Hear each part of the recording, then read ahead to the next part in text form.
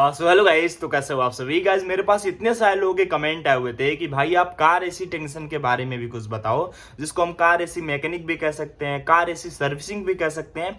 अगर हमको इसका काम कतर में करना हो, आपने बताया था कि कतर में डिमांड काफी ज्यादा है इनकी और आपको सैलरी बहुत अच्छी मिलती है कतर में, तो इसके बहुत डिटेल में चीजें बताओ। अगर हम काम करना चाहते हैं कतर में अभी के टाइम पे तो कैसे कर सकते हैं, कितनी सैलरी मिल जाती है हमको। और सबसे इंपॉर्टेंट क्वेश्चन था लोगों का कि भाई आप वीजा के लिए कुछ डॉक्यूमेंट्स बताओ जो कि जरूरत पड़ता है अभी के टाइम पे। देखो ये सारे डॉक्यूमेंट्स आप पास रहेंगे तो ही आप काम कर पाओगे। तो पहले डॉक्यूमेंट्स आप ध्यान से सुनो, फिर मैं आपको बता देता हूं कि कार एसी टेक्नीशियन पे आपको कितने तक सैलरी मिल जाती है। ठीक है, तो पहले आप डॉक्यूमेंट सुनो। देखो एक जो सबसे पहला इंपॉर्टेंट चीज है, कार एसी मैकेनिक में आप एक्सपीरियंस ले लो कहीं ना कहीं।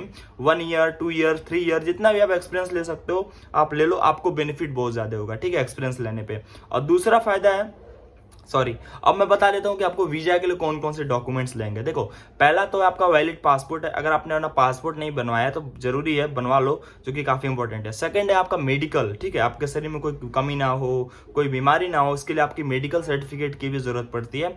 थर्ड है बेसिकली आप लोग का क्वालिफिकेशन कॉपी, जितनी भी आपने पढ़ाई कर रखी है, जितनी भी सर्टिफिकेट्स ले रखी है, सबके सर्टिफिकेट आप रख लेना, फोटो कॉपीज उसके।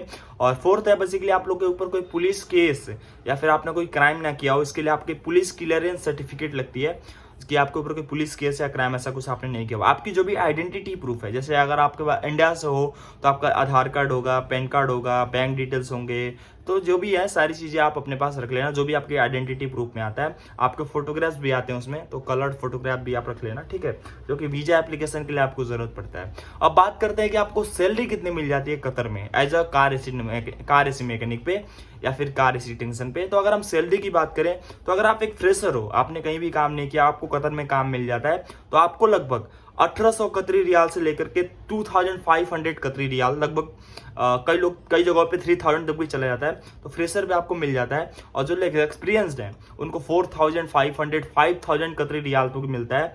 5000 लगभग अभी 22 रुपए चल रहे हैं, तो आप कन्वर्ट कर लो, अगर आप इंडिया से हो तो आप इतने तक कमा सकते हो। ठीक है, अगर आपको बहुत सारा एक्सपीरियंस हो जाता है तो जितनी अच्छी हो सके एक्सपीरियंस ले लो।